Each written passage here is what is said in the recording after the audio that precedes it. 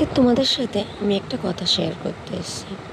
আমি যখন Sikkim tour plan করি তখন আমি একটা খুশির খবর ট্যুর প্ল্যান করি বলতে ট্যুরে যাওয়ার পরে আমি পুরোপুরি খবরটা জানতে পারি। তা যাওয়ার আগে আমি জানতে পারিনি।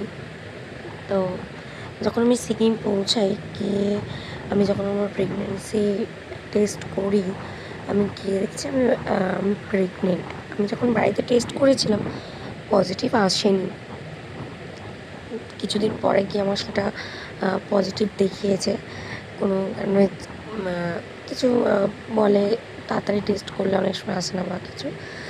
তো যখন আমি সিকিম যাই এতটাই ভয়ে ভয়ে ছিলাম যে কী হবে, কীভাবে কী আমার জার্নি এতটা হচ্ছে, শরীরে কী হবে।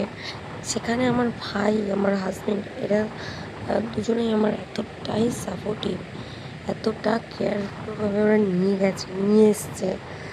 তো আজকে আমার 7 মাসে পড়ে গেছে। তারই একটা ছোট গল্প তোমাদের সাথে শেয়ার করলাম।